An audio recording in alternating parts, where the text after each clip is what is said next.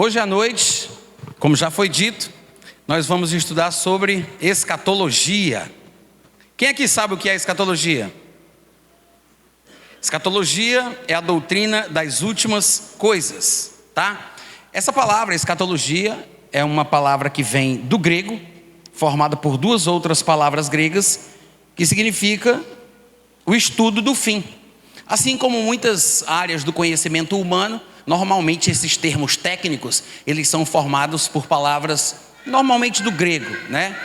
Para a gente poder ter ali uma referência do que se trata o tema. Como por exemplo, psicologia. Psicologia é o estudo da psique humana. Psique é uma palavra grega para vida ou mente, e logia vem de logos, estudo, conhecimento, palavra. Geologia, da mesma forma, o estudo da terra, e por aí vai, né? Teologia, metodologia, e muitas palavras são formadas assim. Às vezes a gente fica um pouco assustado com certos termos. Algumas pessoas talvez possam não saber exatamente o que significa a expressão, mas é basicamente isso, tá? É o estudo das últimas coisas. E a Bíblia fala muito sobre isso. Se nós fôssemos falar de toda a Bíblia, de Gênesis a Apocalipse, nós temos aí quase 50% de todo o conteúdo da Bíblia somente sobre escatologia. Mais precisamente, é 37 a 40% da Bíblia trata somente sobre escatologia. No Novo Testamento, por exemplo, apenas 3 pequenas epístolas não falam sobre a volta de Jesus.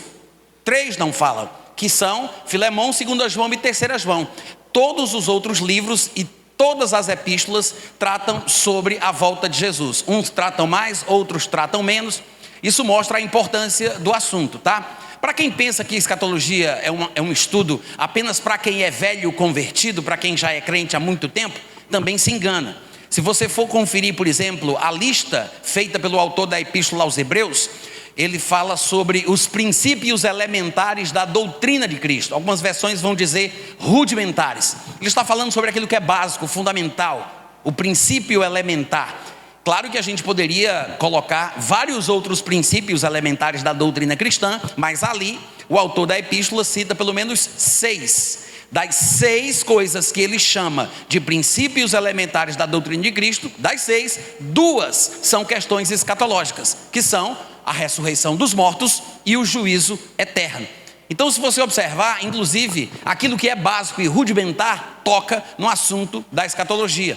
Não tem como uma pessoa ser crente e não ter passado por um discipulado que tenha tratado sobre esse tema também, tá? É muito importante e infelizmente a gente tem que reconhecer, existe uma espécie de ignorância generalizada sobre o assunto. E não somente ignorância, como há uma certa complicação, porque com o advento da internet, hoje em dia a gente ouve muitas opiniões, muitas interpretações e cada um faz uma abordagem a seu próprio modo. No entanto, se a gente tiver um pouquinho de paciência, um pouquinho de perseverança, a gente vai acabar chegando na verdade dos fatos, porque a referência maior para qualquer declaração feita sobre Deus, sobre o Evangelho, sobre o cristianismo é a palavra de Deus. E Bíblia todo mundo tem, amém, gente? Você trouxe sua Bíblia hoje à noite? Abre ela comigo lá em 1 Tessalonicenses capítulo 4. Você abre e olha aqui para mim, tá? Eu quero fazer alguns comentários antes da gente começar a nossa leitura. Os estudiosos dizem, abre o texto e olha aqui para mim, tá? Olha para cá, levanta a cabeça, olha para cá, não vai ler o texto sem mim não, hein? Olha essa covardia, vamos ler todo mundo junto. Os estudiosos dizem que as epístolas de Paulo aos irmãos de Tessalônica são o que é comumente chamado o Apocalipse de Paulo. Porque embora as epístolas sejam relativamente pequenas, elas contêm uma densidade de assunto escatológico muito grande. Paulo trata basicamente, ele faz uma espécie de resumão sobre tudo o que ele teria para dizer sobre o tema da escatologia. Ele fala sobre o arrebatamento, ele fala sobre o anticristo, ele fala sobre a volta de Jesus, ele fala sobre a tribulação, entre a primeira e a segunda epístola. A primeira epístola ele escreve logo naquela sua viagem missionária, quando ele entra em Tessalônica, e tem aquela confusão que está registrado no livro de Atos, capítulo 17, quando pegaram o anfitrião de Paulo e Silas e trouxeram ele à praça para espancá-lo, porque Paulo e Silas não estavam lá, mas a fama deles havia chegado em Tessalônica. É lá que eles dizem que os que transtornaram o mundo chegaram também ali. Então Paulo parece ter recebido uma espécie de sentença que o impedia de voltar para Tessalônica. Se fala de uma fiança, não se fala de uma sentença proibitiva. No entanto, quando Paulo escreve a primeira epístola, no capítulo 1, ele diz que quis outras vezes voltar a Tessalônica, mas Satanás o impediu. O que pode ser uma referência a um demônio que tem atuado através de alguma autoridade, como acontece hoje em dia no Brasil também, né? Querendo impedir as coisas de acontecerem, os planos de Deus e a vontade de Deus. Talvez isso tenha impedido Paulo de voltar à cidade de Tessalônica. E num curtíssimo espaço de tempo, menos de um ano, antes de se completarem 12 meses, Paulo escreve a segunda carta, a segunda epístola aos irmãos de Tessalônica para corrigir alguns erros doutrinários específicos de escatologia, porque algumas pessoas começaram a dizer que a tribulação estava começando, o que entrava em choque direto com o que Paulo havia ensinado na primeira epístola. Paulo ensinou um arrebatamento pré-tribulacional, um arrebatamento antes da tribulação. Ele fala, daqui a pouco a gente vai ler isso, no capítulo 4, nós, os vivos, seremos arrebatados. E no capítulo 5 de 1 Tessalônica, ele vai falar que o povo do mundo, eles de nenhum modo escaparão.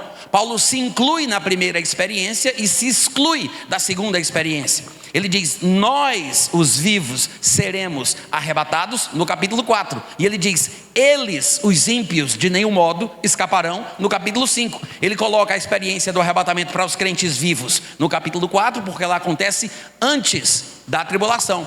No entanto, a perseguição se tornou muito grande, até porque a entrada de Paulo em Tessalônica foi muito tumultuada, como o capítulo 17 de Atos registra muito bem. E aí alguém começou a dizer que a tribulação tinha começado. O dia do Senhor já estava acontecendo. Dia do Senhor, para quem não sabe, não é uma referência ao arrebatamento, não é uma referência à manifestação final de Cristo depois da tribulação, mas é um termo quase técnico que foi inventado no período do Antigo Testamento pelos profetas e repercutiu até o Novo Testamento. É uma expressão que fala sobre um período de tempo profético. Não é um dia de 24 horas, mas um período onde Deus intervirá no fluxo normal das coisas da terra. Este é o dia do Senhor, que não é um dia só, tá? Um dia literal de 24 horas. Normalmente, o Antigo Testamento, inclusive nos textos de Paulo, como vocês vão conferir daqui a pouco, o dia do Senhor é uma expressão que é usada mais comumente, não de forma absoluta, mas mais comumente, para fazer referência ao período de tribulação, que é aquele período do qual Jesus Cristo falou, que é um tempo de angústia como nunca houve, nem jamais haverá. Então Paulo escreve a segunda epístola para dizer o seguinte, olha, alguns estão confundindo aquilo que eu ensinei. E estão dizendo que o dia do Senhor já começou. E aí ele vai corrigir, lembrando a eles do que ele havia falado em viva voz e na primeira epístola. Está lá no capítulo 2 de 2 Tessalonicenses, quando ele explica a razão do porquê está escrevendo aquela segunda carta. Porque algumas pessoas, baseados em retórica, oratória, em discurso, outras dizendo que tinham visto um anjo, uma experiência espiritual, e outras pessoas até mesmo apresentando cartas falsificadas de Paulo, estavam causando perturbação na igreja, supondo que já tinha chegado o dia do Senhor. Então Paulo escreve para que eles possam ficar firmes na tradição cristã pré-tribulacionista, como Paulo chama, do versículo 15 para a frente, no finalzinho do capítulo 2. Mas, já que ele diz que o que ele falou sobre o assunto está na primeira epístola, a gente tem que dar uma olhada no que ele diz aqui.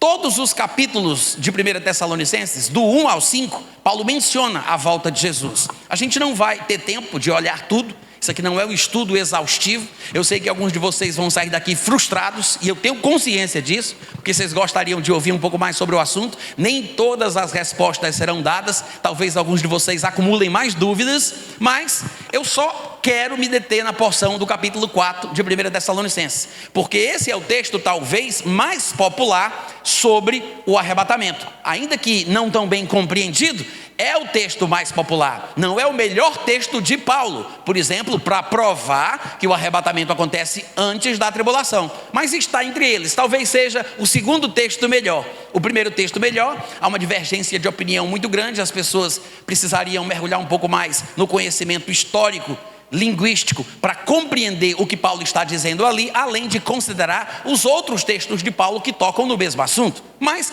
1 Tessalonicenses capítulo 4 é um texto muito bom, e por ser muito mais popular do que o texto de 2 Tessalonicenses 2, eu acho que vale a pena a gente estudar versículo por versículo dessa pequena porção, que vai do versículo 13 até o versículo 18. Todo mundo está pronto? No versículo 13, Paulo diz assim: não queremos, porém, irmãos, que sejais ignorantes. Ou seja, Paulo não está dizendo que eles não sejam. Paulo não está dizendo que não é possível um crente ser ignorante, ser crente e ser ignorante ao mesmo tempo. O que Paulo está dizendo aqui é que ele não quer que os crentes sejam, mas é possível, tá? Ele diz: não quero, porém, irmãos, que sejais ignorantes com respeito aos que dormem. Primeira coisa que eu preciso falar é que quando Paulo diz dormem, ele não está falando sobre o crente dormir quando morre, tá? Muita gente pensa que quando a pessoa morre, ela apaga, ela desunera, vira purpurina ou vai dormir por causa dessa palavra. Inclusive se desenvolveu uma teoria que fala sobre o sono da alma. No entanto, o que as escrituras ensinam é que há um sono do corpo. Os corpos dos santos dormem no pó. Essa é uma expressão dos evangelhos. Mas o que muita gente não entende é porque eles não conseguem observar que há textos que mostram que quando uma pessoa morre, seja crente, seja incrédulo, ela continua acordada, consciente e existindo. Há diversos textos. Não dá para pregar a Bíblia toda numa noite só, mas eu quero abrir aqui algumas passagens para vocês, para a gente continuar no nosso estudo.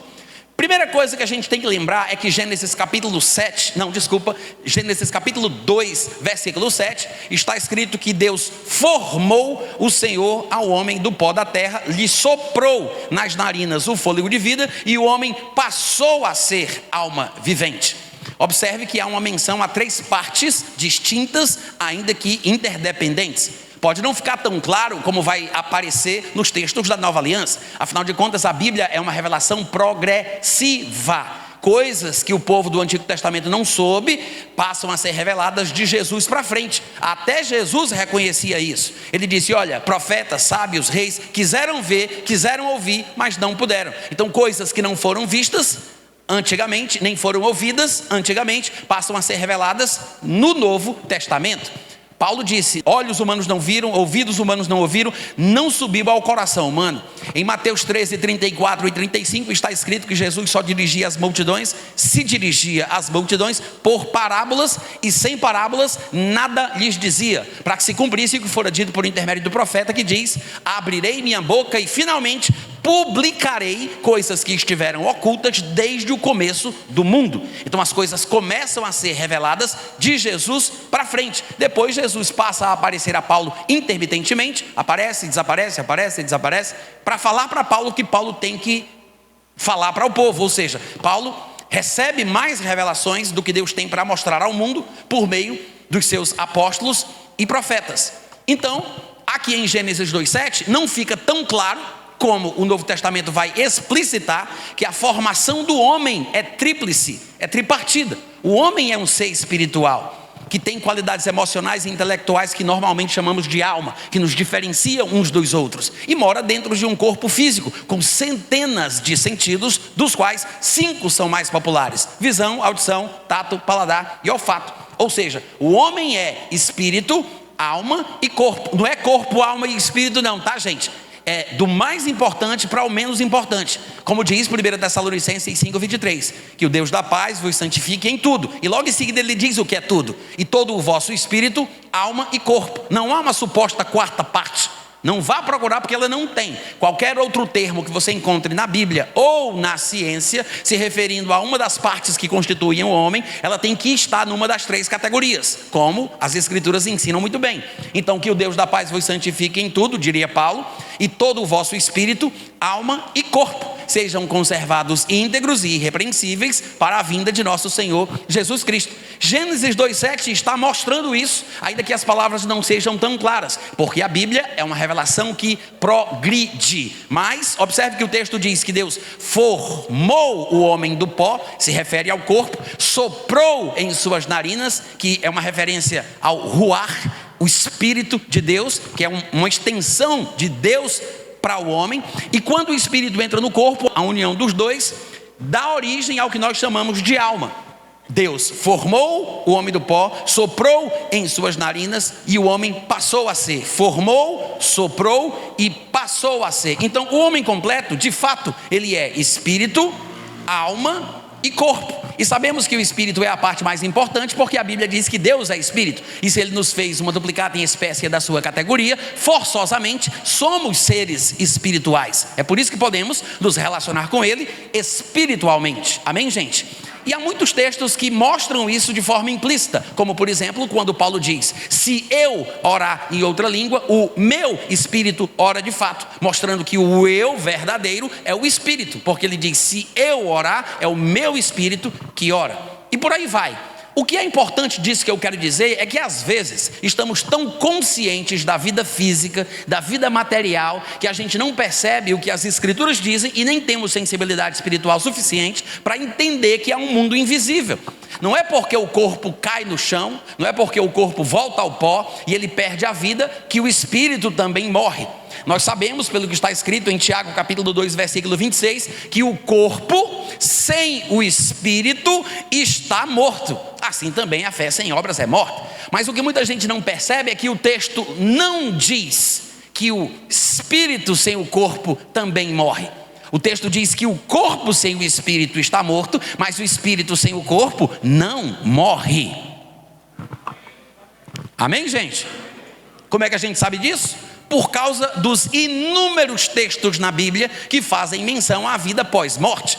Infelizmente, muita gente se baseia em textos que são alegóricos, que são comparações, que usam figuras de linguagem, recursos de oratória, como o eufemismo, nesse versículo que a gente acabou de ler em 1 Tessalonicenses 4, e pensam que isso significa que o homem está literalmente dormindo depois da morte, porque ele usa a palavra dormir, mas aquilo é apenas uma figura de linguagem, é um recurso de oratória. Se a pessoa está em comunhão com Deus antes de sair do corpo, e ela morre fisicamente, ela continua viva, acordada, em comunhão com Deus, nessa dimensão espiritual e invisível, mas numa realidade compatível com o que ela vivia antes de sair do corpo. Se a pessoa está sem comunhão com Deus e ela morre fisicamente, ela passa para uma dimensão invisível, espiritual, mas compatível com a realidade espiritual que ela possuía antes de sair do corpo, tá? Se você está em comunhão com Deus quando está vivo fisicamente, morre fisicamente, continue em comunhão com Deus quando morre. Se a pessoa está sem comunhão com Deus quando está viva fisicamente, ela morre fisicamente, ela continua existindo e consciente depois que ela morre. A pessoa não apaga, não desunera, não desaparece, nem vai dormir, como algumas pessoas costumam pensar. Eu vou dar apenas alguns exemplos, tá? Eu sei que não dá para pregar a Bíblia toda numa noite só, então a gente vai ter que ter um pouco de paciência, mas anote os textos para você conferir em mais detalhes quando você chegar em casa. Filipenses capítulo 1, do versículo 21 em diante, Paulo diz o seguinte: portanto, para mim o viver é Cristo. Ele está falando do viver na carne, tá? O viver é Cristo, e o morrer fisicamente, não é espiritualmente. Existem 3 tipos de morte na Bíblia: tem a morte espiritual, a morte física e a morte eterna, tá? Então ele está falando sobre morrer fisicamente aqui. Normalmente é o contexto que vai revelar qual o sentido pretendido pelo autor, mas às vezes o texto pode falar claramente. Mas aqui a gente percebe que ele está falando sobre morrer fisicamente. Morrer fisicamente é lucro em comparação a viver fisicamente, ou viver dentro do corpo. Ele já faz uma comparação dizendo que viver no corpo é inferior a viver fora do corpo, porque morrer fisicamente, não espiritualmente, mas morrer fisicamente é lucrativo para quem é crente. E ele vai se explicar um pouco melhor. Versículo 22 ele diz: entretanto, se o viver na carne traz fruto para o meu trabalho, já não sei o que eu vou escolher. De um e outro lado estou constrangido, porque eu tenho o desejo de partir. O que é partir? É sair daqui para acolá. Paulo está falando sobre ele deixar o corpo, sobre ele sair do corpo, e ele faz alusão à viagem. Ele diz partir, porque ele está falando que ele vai, não está falando do corpo, porque Paulo não era um corpo, Paulo tinha um corpo. Ele dizia: eu esmurro o meu corpo. Então nós não somos o corpo que nós temos. Quando Paulo diz eu vou partir, ele não está falando do corpo ir. O corpo fica, mas o espírito vai. Aí ele diz: de um e outro lado estou constrangido, tendo o desejo de partir e estar com Cristo. Ele está falando sobre o verdadeiro eu, a pessoa de dentro, o homem interior, como Paulo falava, porque ele distinguia o homem exterior do homem interior. Ele disse: o homem interior, o eu verdadeiro, parte, o corpo fica, mas a pessoa vai estar com Cristo. Cristo está dormindo ou está acordado? Vamos lá, gente, eu fiz uma pergunta, eu espero uma resposta. Cristo está dormindo ou está acordado?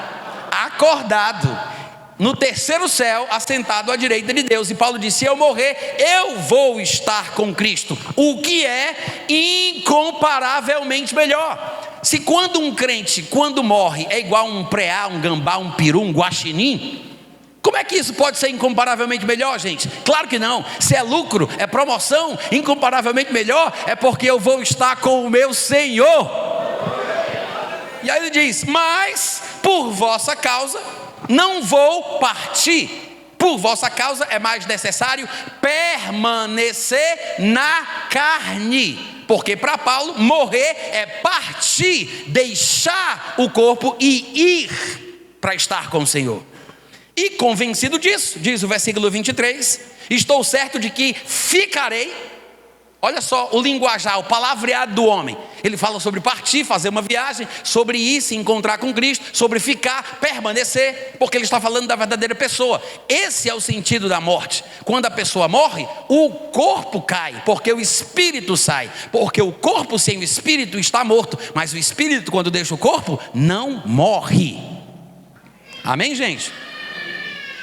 Convencido disto, estou certo de que ficarei e permanecerei com todos vós para o vosso progresso e gozo na fé. Temos outro texto, eu não vou poder ler todos, tá? Depois vocês façam o dever de casa. Vou deixar aqui apenas a amostra de como vocês devem ler os textos que vocês encontrarem, não de forma superficial, não à luz do que dizem os seus pregadores prediletos, mas deixando a Bíblia interpretar a própria Bíblia. Valorize as palavras que foram inspiradas pelo Espírito Santo e registradas nas Escrituras. Não as despreze, não as ressignifique, não pense que significa outra coisa. Pegue-a pelo pé, tá? A palavra tem o peso que ela tem. Tudo que foi dito ali tem sentido. E é uma coisa simples, que não é complicada de se compreender. Basta que você esteja com o coração aberto e a mente alerta, tá? Próximo texto, 2 Coríntios capítulo 5, do versículo 4 ao 8. Paulo, mais uma vez, ele vai dizer o seguinte: na verdade, os que estamos neste tabernáculo, se referindo ao corpo, gememos angustiados, não por querermos ser despidos, mas revestidos, para que o corpo mortal, seja absorvido pela vida. Ora, foi o próprio Deus quem nos preparou para isto, outorgando-nos o penhor, a garantia do Espírito Santo. Temos, portanto, sempre bom ânimo, mesmo sabendo que enquanto no corpo estamos ausentes do Senhor, temos bom ânimo, visto que nós andamos por fé e não pelo que nós vemos. Entretanto, estamos em plena confiança, preferindo deixar o corpo para ir morar com Jesus. Ô glória! Mais uma vez Paulo, ele se expressa de forma inequívoca. Veja que ele diz: nós estamos no presente tabernáculo, e enquanto estamos no corpo, estamos ausentes do Senhor. Alguém vai dizer: mas Natan, Jesus não está dentro do nosso coração? Sim, assim como o reino de Deus também está dentro de nós. Porque o reino de Deus tem dois aspectos. Tem o aspecto invisível, interno e espiritual. Porque o reino de Deus não é comida nem bebida, mas justiça, alegria, paz no Espírito Santo. Jesus disse que nesta fase do reino ele estaria dentro de nós. E existe o aspecto físico externo, literal, quando Jesus vier para reinar por 1000 anos sobre a terra. Da mesma forma, nós temos Jesus dentro do nosso coração, mas ao mesmo tempo, de fato e de verdade, Jesus está sentado à direita de Deus no terceiro céu. Amém, gente? Não é isso que Colossenses diz, que Jesus vive sentado? Está escrito: vocês morreram e ressuscitaram, por isso não pensem mais nas coisas que são da terra, pensai nas coisas que são do alto, onde Cristo vive sentado à direita de Deus Pai. Oh glória! Jesus está no terceiro céu. Paulo chama o terceiro céu de paraíso. Em 2 Coríntios capítulo 12, versículo 2 e 4, ele diz que conhece um homem que esteve no terceiro céu e no paraíso, ou seja, ele usa as expressões de forma intercambiável. O terceiro céu é o mesmo paraíso. É provável que Paulo esteja falando sobre ele nessa passagem, mas o que é interessante observar é que existem 3 céus. A Bíblia fala de 3. O céu dos céus, o céu mais alto, é o terceiro. Existe o primeiro, que é esse céu atmosférico, que nós conhecemos, onde estão as camadas atmosféricas, a ionosfera, a ozonosfera, a troposfera, e por aí vai. Chega no firmamento, onde estão os corpos celestes, que é o segundo céu, e depois do firmamento tem o paraíso, que é o terceiro céu. Tá? Então Paulo está falando aqui o seguinte, que ele está lá e nós estamos aqui. Enquanto estamos aqui dentro do corpo, obviamente que neste sentido estamos ausentes do Senhor, que é por isso que tanto em Filipenses como aqui em outros lugares, ele diz que é melhor para o crente partir, fazer a viagem para se encontrar com Jesus e ficar com ele. Então, enquanto estamos no corpo, estamos ausentes do Senhor, mas não desanimamos, porque andamos por fé e não pelo que vemos. Entretanto, ainda que não desanimemos porque andamos por fé e não nos baseamos no que vemos, mas no que cremos, ainda assim, nós preferimos. Quem prefere deixar o corpo? Ele diz, preferimos deixar o corpo e partir para ficar com o Senhor. Bom, eu acho que esses textos são suficientes para mostrar que o que nós estamos lendo do primeiro tópico do esboço de Paulo em 1 Tessalonicenses 4, isso mostra para a gente que quando Paulo diz que alguns crentes estavam dormindo, né, ele não se referia a apagar ou ao sono da alma, entre aspas, como ficou conhecida essa teoria, tá? Paulo está falando simplesmente sobre morte. É uma alegoria, é um eufemismo, é uma figura de linguagem, um recurso de oratória, tá? E tem o texto de Lucas capítulo 16, que eu não vou ler, mas vocês conhecem muito bem, que é chamado equivocadamente de parábola de rico e Lázaro. Há 39 parábolas contadas por Jesus, não sabemos se ele contou mais, nós sabemos das que estão registradas nos evangelhos, das que temos registradas, são 39. O pessoal normalmente, se você procurar na internet, vão dizer que são 40, porque incluem a história do rico e de Lázaro, mas você vai observar pelos elementos do texto que não é uma parábola. Normalmente, se você observar a forma de Jesus contar uma parábola, ou o texto dizia que era uma parábola, ou Jesus explicitava isso, dizendo que era uma comparação, uma alegoria. O próprio texto demonstra que se trata de uma história que fala de coisas naturais, mas que reflete verdades espirituais. São analogias, relação de semelhança entre coisas diferentes. Mas na história de Lázaro, ele começa a história de forma totalmente diferente. Ele diz, havia um homem. Ele está falando sobre uma pessoa que existia, e não somente isso, como se não bastasse, ele ainda cita o nome próprio de outro personagem da história. Ele diz que o pobre se chamava Lázaro. Quem são estes homens? A gente não sabe, mas é possível que Jesus os tenha conhecido em sua adolescência, em sua infância, talvez tenham sido vizinhos de Jesus, o texto não diz. O fato é que Jesus passou 30 anos crescendo em graça, se robustecendo em espírito, quando mais ou menos com 30 anos começou o seu ministério. Jesus passou mais tempo calado do que falando, mas ele observou, cresceu, quando chegou o momento certo começou a falar. Pode ser que estes homens que ele tenha conhecido tenham morrido, Jesus tenha visto, e o Espírito Santo lhe trouxe informações sobre o que aconteceu no mundo pós-morte. Quando ele inicia o seu ministério, ele diz, olha, havia um homem, e depois ele diz, e o outro se chamava Lázaro, e ele conta o que aconteceu com ambos, e você vai ver na história que ambos estão acordados, conscientes, cada um no seu devido lugar. Quem estava em comunhão com Deus continuava em comunhão com Deus, quem estava sem comunhão com Deus continuava sem comunhão com Deus. A pessoa fica acordada, viva e consciente. Nós poderíamos falar por 3 horas, acredite em mim, só sobre esse assunto, mas não dá para a gente fazer isso. É só o primeiro tópico de 1 Tessalonicenses capítulo 4. Volta para lá e vamos ler mais uma vez o versículo 13 que a gente acabou de ler, que nos levou a estes outros versículos. 1 Tessalonicenses capítulo 4, versículo 13. Veja o que Paulo diz: não queremos, porém, irmãos, que sejais ignorantes. Ainda existe muita ignorância sobre o assunto, mas Paulo diz, eu não quero que vocês sejam ignorantes com respeito aos que morrem, tá? É esse o significado aí da palavra. Para que vocês não se entristeçam como os demais que não têm esperança. Quem são os demais? dos quais Paulo trata aqui. Ora, ele diz, não quero porém irmãos, então ele fala com os irmãos, mas ele fala com os irmãos sobre os demais. Os demais, obviamente, são os que não são irmãos, os que não podem ser chamados assim. Então, os irmãos são um grupo, os demais são outro grupo. Os demais que não são irmãos são aqueles que, quando seus parentes morrem, ficam tristes porque não têm esperança. Mas a morte para o crente não é o fim.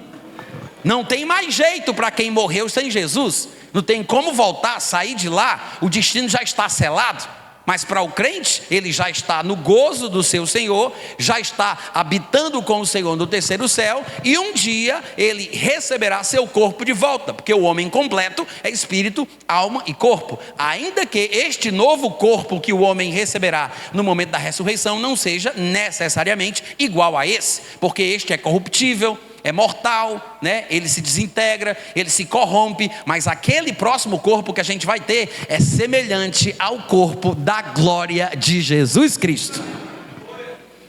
Então nós temos uma esperança. Qual é a esperança? É Jesus Cristo vivo. Jesus é a viva esperança. Ele ressuscitado, ele com um corpo humano, de carne e ossos, porque não tem mais sangue, né? Porque o sangue foi derramado para a nossa redenção. Afinal de contas, sem o derramamento do sangue, não poderia ter havido remissão de pecados.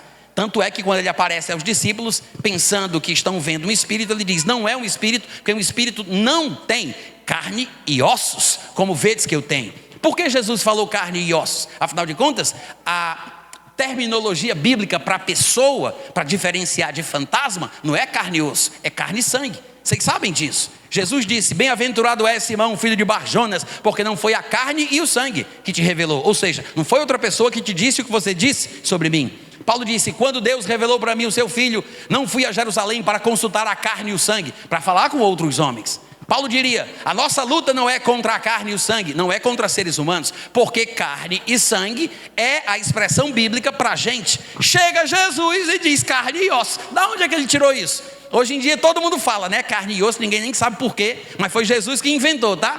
Você pergunta para a pessoa, viu fulano na igreja? Vi, estava lá em carne e osso. Mas Jesus que inventou isso, por quê? Porque Jesus derramou o seu sangue. A carne e o sangue podem não herdar o reino de Deus, mas a carne e os ossos podem. Amém, gente? Porque Jesus disse, sou eu em carne e ossos. Porque o novo corpo vai ser assim, sem sangue, carne e osso. E o que vai vivificar a carne, o que vai energizar o corpo humano, vai ser o poder de vida indissolúvel do Espírito Santo. Os cientistas poderiam dizer que nós nos transubstanciaremos em energia. Ô glória!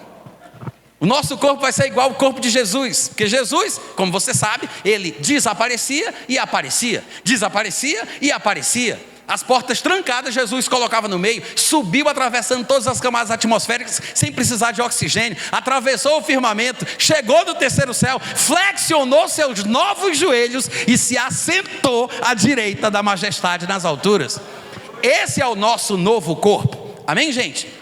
Se a nossa esperança se resumisse apenas às coisas desta vida, seríamos os mais miseráveis de todos os homens, porque abrimos mãos dos prazeres mundanos por causa do que está por vir. Nós temos uma bendita esperança.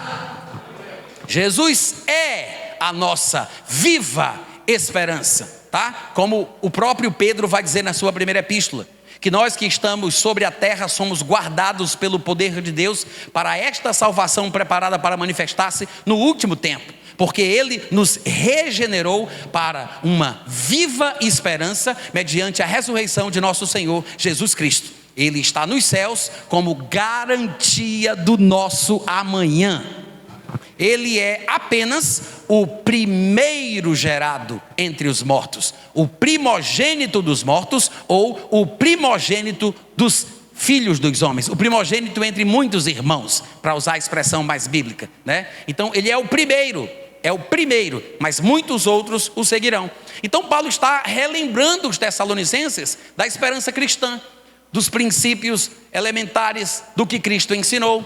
E ele diz: não quero, irmãos, que sejais ignorantes com respeito aos que já morreram, para que vocês não se entristeçam como o povo de fora, os demais que não têm esperança. Versículo 14: pois se cremos que Jesus morreu e ressuscitou, assim também Deus, mediante Jesus, trará em sua companhia os que dormem. Por que os trará? Porque estão com ele. Você acha que Jesus vai sair de casa, vai sair lá do terceiro céu e vai deixar todo mundo lá? Não, é uma viagem para a terra, então vai todo mundo junto. Amém, gente? Por isso eles virão em sua companhia, porque já estão com ele. E ele continua, versículo 15: ora, ainda vos declaramos por palavra do Senhor. Isso é muito importante você gravar bem essa expressão. Paulo disse que o que ensina aqui, especialmente sobre o arrebatamento, é uma coisa que ele aprendeu diretamente de Jesus Cristo. Não foi uma experiência de terceira mão. Não foi Pedro que contou para ele, não foi João que contou para ele, não foi um dos discípulos terrenos de Jesus que contou para Paulo que Jesus supostamente tivesse dito. Ele disse: Jesus falou comigo pessoalmente. Nós declaramos uma palavra do próprio Senhor. Há uma característica que não pode ser desprezada do ministério de Paulo, que muitas vezes as pessoas sequer conhecem. O ministério de Paulo é tão relevante que das 21 epístolas, tirando os evangelhos, o livro de Atos e o livro de Apocalipse, das 21 epístolas do Novo Testamento, Paulo escreveu 14, são 2/3 das epístolas do Novo Testamento, incluindo, claro, a epístola aos Hebreus, que particularmente eu também acredito que tenha sido Paulo. Mas o fato é que a relevância de Paulo é enorme, e às vezes não sabemos exatamente por quê, mas aqui, nesse versículo 15, a gente acaba de ter uma pista, porque Paulo mostra que o que ele sabe sobre o que ficou conhecido como arrebatamento, foi Jesus que contou para ele. Observe que em 2 lugares onde Paulo trata do arrebatamento, que é 1 Tessalonicenses 4 e 1 Coríntios capítulo 15, ele usa expressões que dão a entender que a sua informação, o seu conhecimento sobre o assunto é místico, ou não se baseia em textos da Bíblia da sua época, que nós chamaríamos de Antigo Testamento. Ele não tinha um capítulo e um versículo para dizer, para citar, que é por isso que quando ele fala do assunto lá em 1 Coríntios capítulo 15, ele diz: eis que vos digo um mistério, porque não é uma informação de domínio público, não tem um lugar para fazer referência e dizer como está escrito em 2 Crônicas capítulo 2, não há nenhum texto do Antigo Testamento que ensine o arrebatamento, ainda que possamos fazer referência a eventos do Antigo Testamento, mostrando que se assemelham ao que vai acontecer naquele dia, tá? Mas é uma informação nova, e nos 2 lugares, tanto aqui em 1 Tessalonicenses 4, como lá em 1 Coríntios capítulo 15, as 2 expressões aparecem. Eis que vos digo um mistério,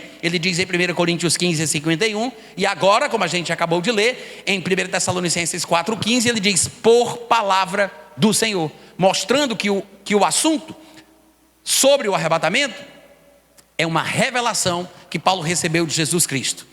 Vale a pena lembrar que Hebreus capítulo 9, versículo 27 diz que aos homens está ordenado morrerem, vindo depois disto o juízo. No entanto, por mais que seja uma imposição divina a morte física do homem, ao mesmo tempo, Paulo recebeu uma revelação extra que lhe disse que toda uma geração não vai morrer.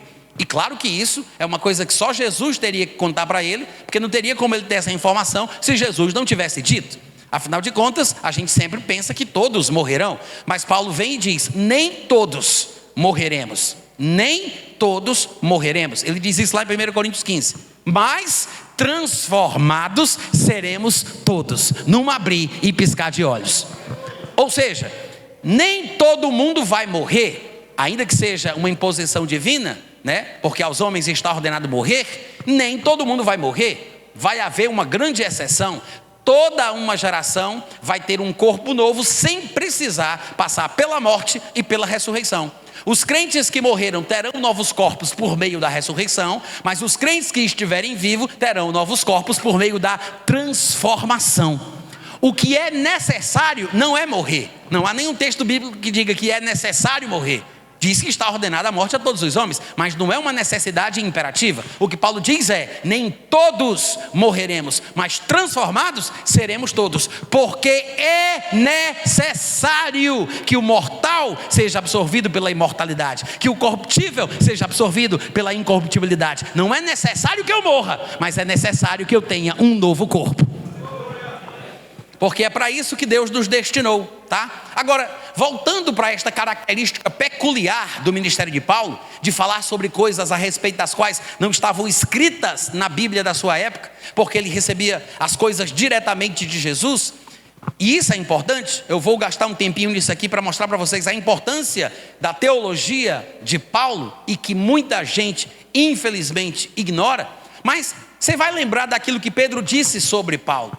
Pedro, uma das colunas da igreja de Jerusalém, que viveu com Jesus, fazia parte do círculo mais íntimo dos seus apóstolos, escreveu em sua segunda epístola, no capítulo 3, do versículo 15 ao versículo 16, o seguinte, falando de Paulo, olha o que ele diz: tende por salvação a longanimidade de nosso Senhor Jesus Cristo, como igualmente o nosso amado irmão Paulo vos escreveu, segundo a sabedoria que lhe fora dada. Para mim já começa chamando a atenção aqui, porque Pedro estava com Jesus quando ele foi para sua terra natal, e disseram isso dele, de Jesus.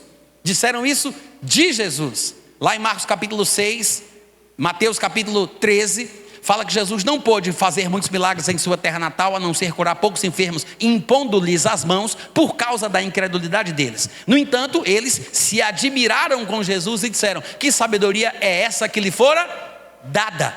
Pedro estava lá. E aí Pedro vem e usa a mesma frase para Paulo, sem qualquer tipo de preocupação de ter um choque ali e o pessoal achar: como é que você pega uma coisa que foi dita para Jesus e usa para Paulo? Porque para Pedro era a mesma fonte.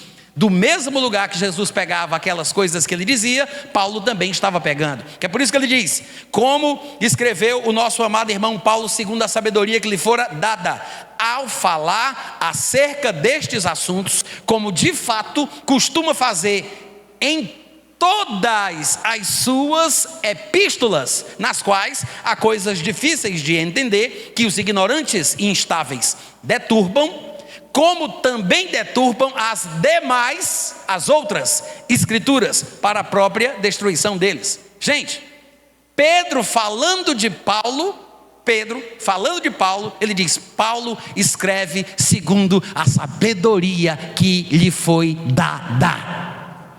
Pedro está dizendo, não foi ele que desenvolveu. Ele pode ser até inteligente, ele pode até ser sabido, mas isso não é coisa que ele desenvolveu, não é resultado de um curso, não é uma coisa que ele aprendeu. Isso é uma coisa que a única coisa que ele pode fazer foi receber, porque isso foi dado.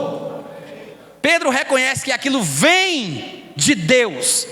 Pedro, um apóstolo de Cristo, pega uma epístola de Paulo, lê e reconhece a preciosidade do texto de Paulo.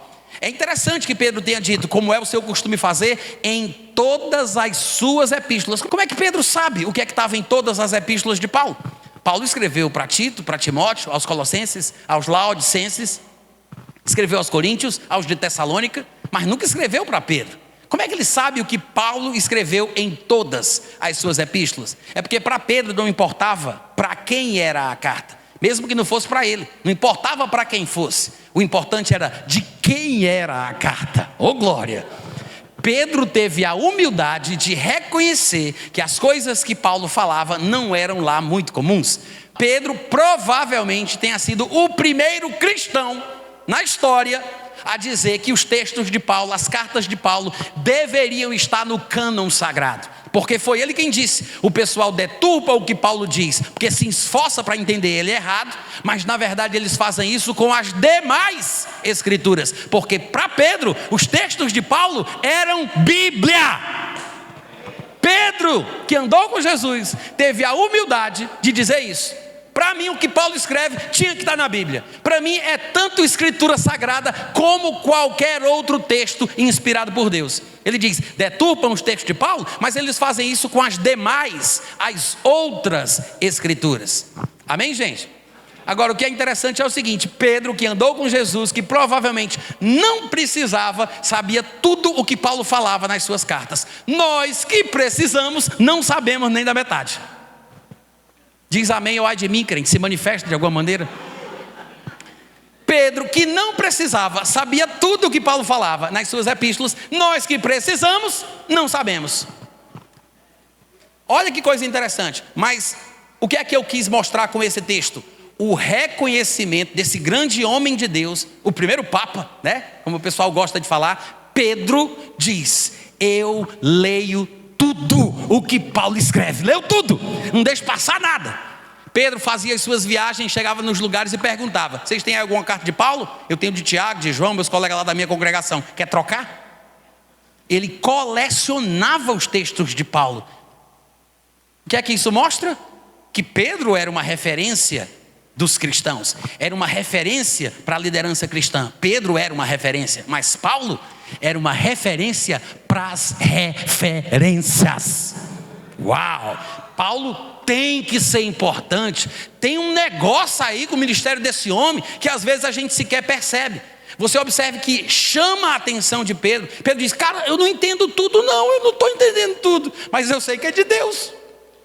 Ele reconhecia a fonte, é uma sabedoria que havia sido dada. Então eu vou citar 3 textos que mostram os aspectos do chamado e do ministério de Paulo, para que você observe a predominância da revelação. As características são muito marcantes. Observe bem, Atos capítulo 26, versículo 16. Atos 26, 16, é o primeiro texto, tá? Os 3 textos que eu vou ler estão em Atos. Atos 26, Atos 22 e Atos 9. Paulo está contando a experiência da sua conversão. E Jesus disse: levanta-te, Paulo, e firma-te sobre os teus pés, porque por isto te apareci.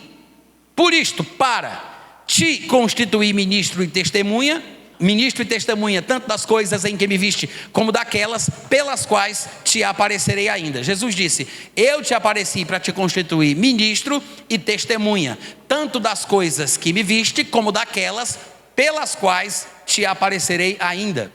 Jesus disse: eu te apareci para te colocar no ministério. Quem vai fazer a tua ordenação sou eu. Uau! Jesus disse: eu te apareci para te colocar no ministério. E o que é que eu vou falar, Jesus? Ele diz: tanto das coisas que você vai aprender agora, como daquelas coisas por causa das quais eu ainda vou te aparecer mais. Então observe que o que Paulo ensinava basicamente se baseava nas revelações, no plural, nas revelações que ele recebia de Jesus de forma intermitente ao longo da vida. De vez em quando Jesus aparecia e dizia para ele: está pronto para a lição de hoje? Pega o teu tablet, vamos anotar aí. Aí ele dava o tema, e Paulo foi recebendo assim sobre as coisas que ele ensinou, tá? O interessante é que Jesus não falou de tudo com Paulo, e o próprio Paulo reconhecia. Escrevendo aos Coríntios, em 1 Coríntios capítulo 7, ele disse: olha, a respeito das pessoas virgens, eu não recebi um mandamento do Senhor, mas vou dar a minha opinião como quem recebeu misericórdia para ser fiel. Ou seja, por 3 vezes ele disse que não tinha informação específica de Jesus sobre casos específicos na igreja de Corinto, mas nem por isso ele ficava calado. Ele dava a sua opinião, porque ele também tinha o Espírito Santo. Amém, gente?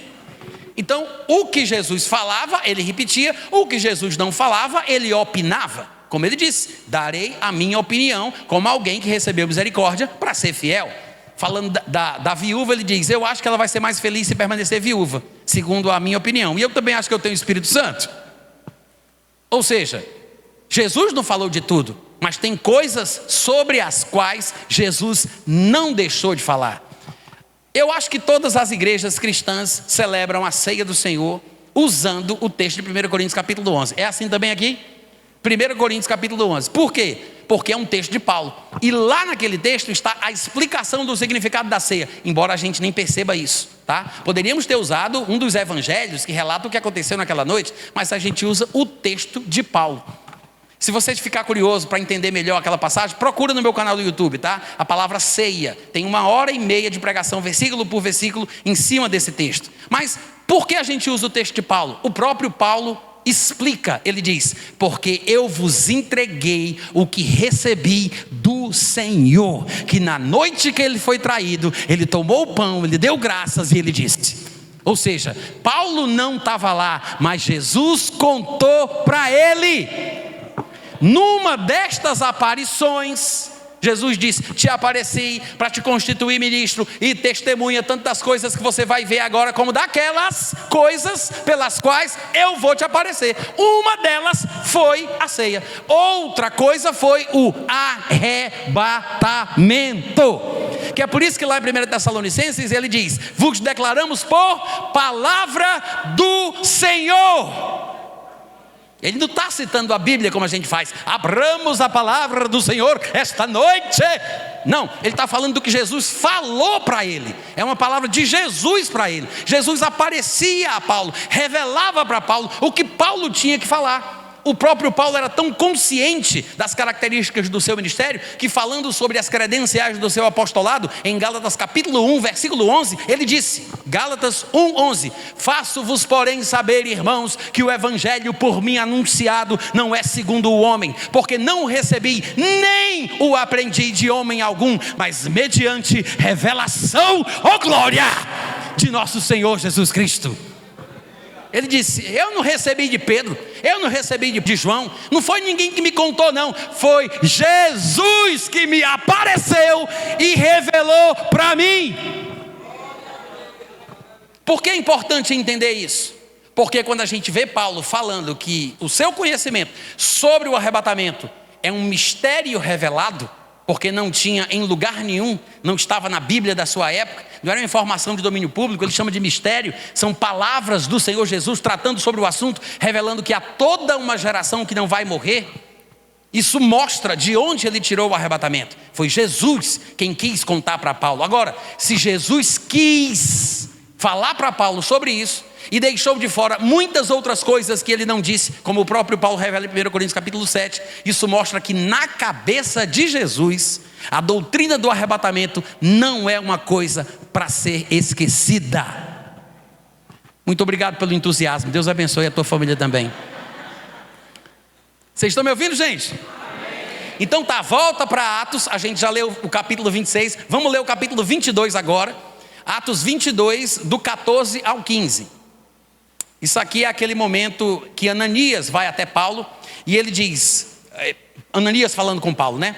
O Deus de nossos pais de antemão te escolheu para conhecer, olha só, te escolheu para conhecer a sua vontade, para veres o justo e para ouvires uma voz da sua própria boca. Gente, quem é chamado para isso, pelo amor de Deus? Ananias diz para Paulo: tu foi escolhido a dedo por Deus para saber o que é que Deus quer, para ouvir uma voz da própria boca do homem e ver Jesus de vez em quando.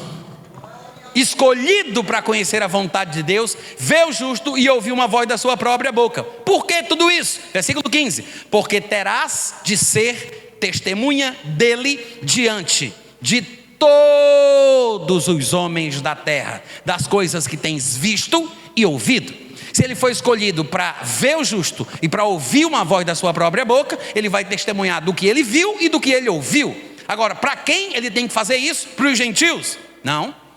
De vez em quando a gente se atrapalha, né? Porque a gente vê que em alguns lugares Paulo ele glorifica o seu ministério entre os gentios, normalmente com o objetivo de enciumar os seus irmãos segundo a carne, e a gente pensa que Paulo era simplesmente chamado para pregar para gentio.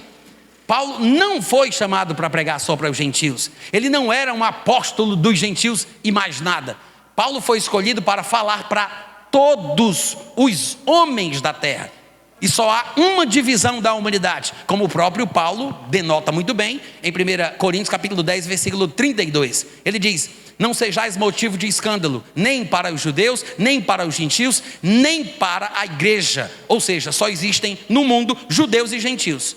Quem não é descendente de Abraão, Isaac e Jacó? faz parte do grupo dos gentios. Mas de ambos os grupos, dos judeus e dos gentios, tem uma terceira classe, que são os judeus crentes e os gentios crentes, que fazem parte da igreja. Se é judeu, mas é crente, faz parte da igreja. É gentil, mas é crente, faz parte da igreja. Mas o que é que existe no mundo? Judeus, gentios e a igreja. Paulo foi chamado para pregar para todos os homens da terra, não somente para os gentios. Se você depois olhar com calma esses 3 textos do livro de Atos, Atos 26, Atos 22 e Atos 9, que a gente ainda não leu, você vai ver que é isso que as escrituras ensinam, por causa da importância, a relevância do seu ministério. No versículo 15 do capítulo 9, que é o terceiro texto, Atos 9, 15, está escrito assim: Ananias ficou retrucando, porque ele não queria ir até Paulo, porque estava perseguindo os cristãos, tentando destruir a fé cristã. E aí o Senhor disse para ele: Ananias, você vai ter que ir, porque este homem é para mim um instrumento escolhido para levar o meu nome perante os gentios, perante os reis, bem como perante os filhos de Israel. Não é à toa que Pedro que disse que consumia tudo o que Paulo escrevia, porque o homem havia sido separado por Deus para fazer exatamente isso, para falar, testemunhar a todos os seres humanos da terra, judeus e gentios, sobre as coisas que Jesus falaria com ele pessoalmente. Aí chega no versículo 15 de 1 Tessalonicenses 4, Paulo diz: vos declaramos por palavra do Senhor. O que é que Paulo está fazendo aqui? Agora que nós conhecemos as características do ministério de Paulo, agora que nós entendemos como é que a coisa funciona na vida dele, a gente sabe o que ele quer dizer com essa expressão. Ele está falando sobre coisas que ele só soube porque Jesus contou para ele. Vos declaramos por palavra do Senhor.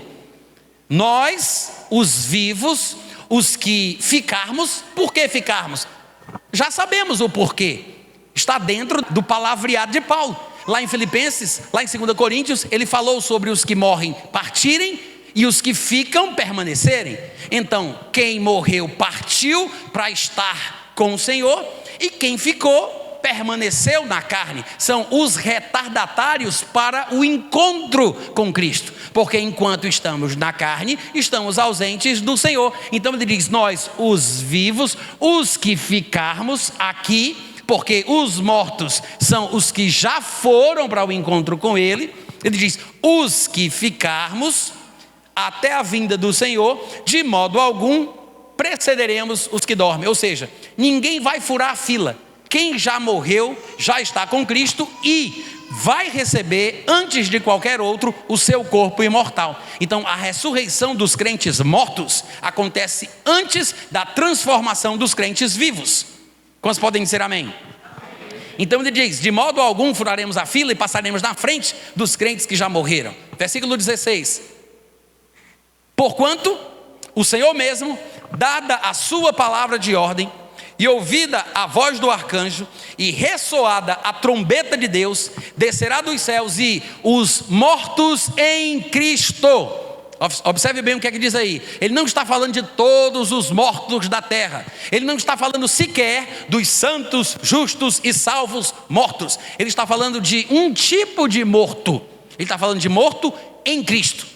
Esse texto, na verdade, trata sobre os mortos em Cristo e os vivos em Cristo. A expressão em Cristo, em quem, no qual, por qual, nele, aparecem centenas de vezes no Novo Testamento e são usadas apenas para se referir aos crentes do período da Nova Aliança. É uma expressão que se refere apenas àqueles que constituem a igreja. A igreja, ela começa no dia de Pentecostes e ela termina no dia do arrebatamento. Não havia igreja no período da antiga aliança. Havia a palavra grega, eclesia, que se traduz por igreja, mas não era uma palavra necessariamente de cunho religioso. Era usada para partido, ajuntamento, um grupo de pessoas se reunindo em qualquer lugar. Até no Novo Testamento essa palavra é usada em Atos capítulo 19, 20 e 21, para falar de um tumulto, porque uma multidão, uma igreja, se reunia tentando apedrejar Paulo. Ou seja, não é um termo necessariamente religioso e não diz respeito necessariamente ao corpo de Cristo. Mas Jesus disse, a minha igreja, né? Aqueles que se reúnem em seu nome. Porque se 2 ou 3 se reunirem em seu nome, Jesus está ali. Esta é a igreja de Jesus. Há uma adjetivação, uma classificação, é desta igreja que normalmente a gente costuma falar, embora a gente fique atrapalhado. Não há igreja de Cristo no Antigo Testamento, porque a igreja surge no dia de Pentecostes. Jesus, durante o seu ministério terreno, ele falou claro, que futuramente, muito em breve, ele edificaria a sua igreja. E então, a Bíblia fala que Jesus subiu aos céus, recebeu do Pai a promessa do Espírito Santo e concedeu dons aos homens. Fala-se sobre o apóstolo, o profeta, o evangelista, o pastor e o mestre. Na verdade, Paulo vai dizer em Efésios que os apóstolos e profetas lançaram os fundamentos sobre os quais a igreja está sendo edificada. Ora, se os dons de apóstolo, profeta, evangelista, pastor e mestre foram concedidos somente depois que Jesus subiu, e depois Paulo explica que a igreja é edificada sobre o fundamento colocado pelos apóstolos e profetas, é porque não tinha fundamento no qual se construir a igreja antes da concessão dos dons de apóstolo e profeta, meu Deus do céu. Quantos estão entendendo? Há muitos textos que explicam que a igreja começa no dia de Pentecostes. Ela começa em Pentecostes, eu não tenho como provar, infelizmente, não dá para pregar a Bíblia toda numa noite só, mas ela começa no dia de Pentecostes e ela termina no dia do arrebatamento. Agora, quando Paulo se refere aqui aos mortos em Cristo, ele está falando de quem? Dos crentes do período da igreja, como a expressão é continuamente usada no Novo Testamento. Essa expressão só é usada para os crentes da igreja. Os crentes que morreram ressuscitarão primeiro. Ele não está falando de todos os crentes, todos os salvos, todos os justos, desde o Antigo Testamento, desde Abel, Abraão. Não, ele não está falando disso. Ele está falando sobre os mortos em Cristo. É uma ressurreição seletiva. Da onde Paulo tirou isso? Que história é essa? Ele tirou da cabeça dele? Opa, peraí, a gente já sabe. Tudo o que ele falava era com base nas revelações de Jesus. Ele disse, vos declaramos por palavra do Senhor. Não tinha um lugar onde Paulo pudesse fazer referência a esse ensinamento, porque segundo ele, era um mistério. É um mistério que Jesus revelou para Paulo. Não se sabia sobre esta ressurreição seletiva. Não se sabia sobre o que hoje a gente chama de arrebatamento. É uma doutrina caracteristicamente neotestamentária. Enquanto a tribulação é caracteristicamente associada ao período do Antigo Testamento, associada ao povo de Israel, o arrebatamento é o oposto. É uma coisa característica da igreja e caracteristicamente da nova aliança do Novo Testamento. Vocês estão me ouvindo, gente? Então Paulo está falando aqui que os mortos em Cristo, não todos os mortos em Cristo, no momento do arrebatamento, ressuscitam primeiro, e nós os retardatários, os que estivermos vivos nesta ocasião, seremos transformados. Aí ele diz, nós os que ficarmos seremos arrebatados juntamente com eles entre nuvens para o encontro do Senhor nos ares, e assim estaremos para sempre com o Senhor. Ô glória! E aí Paulo diz, consolai-vos pois uns aos outros com estas palavras. Só um pré-tribulacionista pode falar isso. Porque afinal de contas, se antes deste encontro que ele prevê, ainda vai ter o tempo de angústia como nunca houve nem jamais haverá, o sol ficando preto, a lua vermelha como sangue, as ilhas sendo movidas do seu lugar, as estrelas caindo do céu pela terra, é um tempo pavoroso como nunca houve, nem jamais vai se repetir, o que inclui inclusive o período do dilúvio, porque se nunca houve nada igual, é porque nunca teve um tempo assim. Ora, se ainda vai ter isso antes do arrebatamento, Paulo se esqueceu de comentar esse pequeno detalhe, né? Como é que ele fala do arrebatamento, aí antes de falar da tribulação que vem antes do arrebatamento, como tem gente que pensa, aí ele diz, consolai-vos pois uns aos outros com estas palavras. Não faz sentido? Ele deveria ter dito tudo, né? Então no arrebatamento estaremos para sempre com o Senhor, mas não se esqueça, vai ter decapitação, vai ser aquele pega, não pega, pega, não pega, hora não pega, as estrelas vão cair do céu pela terra, Satanás vai estar solto, desembestado aí no mundo, mas não tem problema não, consolai-vos uns aos outros com essas palavras. Não faz sentido, quantos concordam? Não faz sentido, Paulo não era doido, não era abestalhado. Porque Paulo disse logo depois do arrebatamento, consolai-vos uns aos outros com estas palavras? É porque para o crente a história na terra termina ali, no arrebatamento. E o que é que acontece depois? É só continuar a leitura. No versículo 19, que é também, por coincidência, o versículo 1 do capítulo seguinte, né, porque não tinha essas divisões. No versículo 19, que é o próximo versículo, que ao mesmo tempo é o versículo 1 do capítulo 5, Paulo diz: irmãos, relativamente aos tempos e às épocas, não há necessidade de que eu vos escreva, pois vós mesmos estáis inteirados com precisão de que o dia do Senhor vem como ladrão de noite. Do que é que Paulo está falando? Da tribulação. Não tenho aqui como provar para vocês, há diversos textos, eu vou ler apenas alguns, peço licença, eu sei que é o último dia, vou aproveitar, vou estender um pouquinho mais, meu tempo já acabou do meu cronômetro, mas eu não posso sair sem explicar isso. Não vou ler todos os textos, mas em Joel, capítulo 1, versículo 15, está escrito assim: ai, que dia! Porque o dia do Senhor está perto e vem como assolação do Todo-Poderoso. O dia do Senhor vem como assolação do Todo-Poderoso. No capítulo 2 de Joel, versículo 1 e versículo 2, ele diz: tocai a trombeta em Sião, dai voz de rebate no meu santo monte, perturbem-se todos os moradores da terra, porque o dia do Senhor vem e já está próximo. É um dia de escuridade, de densas trevas, de nuvens, de negridão, e assim vai, tá? Um pouquinho mais, Amós capítulo 5, versículo 18 e 20, ele diz: ai de vós que desejais o dia do Senhor. Para que, meu Deus do céu, que vocês estão desejando o dia do Senhor? É dia de trevas, não de luz. É como se um homem estivesse fugindo de diante de um leão e se encontrasse com ele o urso. Foge dos dois, chega em casa, encosta a mão na parede e é picado por uma cobra. Olha a desgraça, né? Aí ele diz no versículo 20: não será porventura, não será pois o dia do Senhor trevas e não luz? Não será completa escuridão, sem nenhuma claridade? E diversos outros, centenas de versos assim se repetem ao longo de todo o Antigo Testamento. Porque, como eu disse, é uma espécie de termo técnico inventado no Antigo Testamento que passa para dentro do Novo. Não é sempre que a expressão dia do Senhor se refere à tribulação. Às vezes há textos que falam sobre o dia do Senhor e falam da criação dos novos céus e da nova terra, como em 2 Pedro capítulo 3. Outras passagens falam do milênio, usando a expressão dia do Senhor, porque o dia do Senhor é um período de tempo que tem um começo, meio e fim. É um período onde Deus intervém no curso da história. Então, nesse momento, Paulo está usando a expressão no seu sentido mais comum, como uma referência ao período tribulacional. Eu sei que algumas versões dizem dia de Cristo, em vez de dizer dia do Senhor. Mas você tem que lembrar que na nova aliança só há um Deus, o Pai, e um só Senhor, que é Jesus Cristo. Dia de Cristo, dia do Senhor, é basicamente a mesma coisa. A experiência vai ser boa ou ruim, dependendo da pessoa mencionada no contexto, tá? É o contexto que explica o sentido pretendido, porque texto sem contexto vira pretexto para todo tipo de coisa. Amém, gente?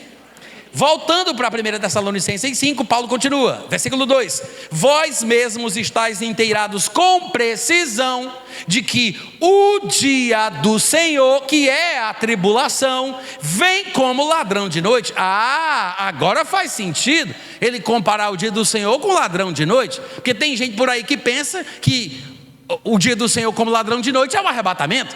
Mas o arrebatamento é uma coisa boa, não é uma coisa ruim. E quando o ladrão vem, ele vem para matar, para roubar e para destruir. Não tem sentido comparar a experiência da visita de um ladrão às 3 da madrugada na sua casa com o arrebatamento. Pode ser ladrão de noite para quem vai ficar, mas para quem vai subir, não. Amém, gente? Então o dia do Senhor é uma coisa ruim, que traz perturbação, como a gente acabou de ler. E por isso é que Paulo continua explicando aqui o seguinte, versículo 3, 1 Tessalonicenses 5:3, ele diz: quando andarem, olha o sujeito oculto, olha o sujeito indeterminado, pela flexão do verbo, pela desinência verbal, andarem, a gente sabe que Paulo está falando deles. Quando eu andar, eu sei que eu estou falando de mim. Quando andardes, eu sei que eu estou falando de vocês. Mas quando alguém diz quando andarem, Paulo está falando deles. quando eles, os mesmos demais do capítulo anterior que não tem esperança, por isso é que ele diz, quando eles, não nós, não vós, eles andarem dizendo, agora a gente tem paz e segurança, eis que lhes, não é nos, não é vos, é lhes sobrevirá repentina destruição, como vem as dores de parto. Aqui está para dar à luz, e de nenhum modo eles, não é nós, não é vós, eles não escaparão mais. Vós, irmãos, diz o versículo 4, mas vós, irmãos, não estáis em trevas, para que esse dia, como ladrão, vos apanhe de surpresa. Ô glória! E o que é que vai acontecer com a gente? Ele já falou no capítulo anterior, nós, os vivos, seremos arrebatados. E depois, eles não escaparão. Você vai ser arrebatado. Se não morrer antes, saiba disso, você será arrebatado e estará para sempre com o Senhor. Agora sim, eu posso dizer, consolai-vos, pois, uns aos outros com estas palavras. Amém? Deus te abençoe, obrigado pelo carinho. Meus livros estão ali atrás, tá, pastor? Glória a Deus.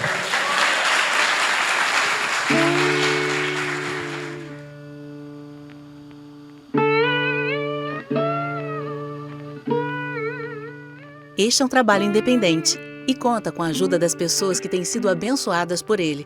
Se você quiser fazer parte do grupo de mantenedores desta obra, se informe das opções disponíveis na descrição deste vídeo. Agradecemos pela atenção e pelo carinho. Deus abençoe.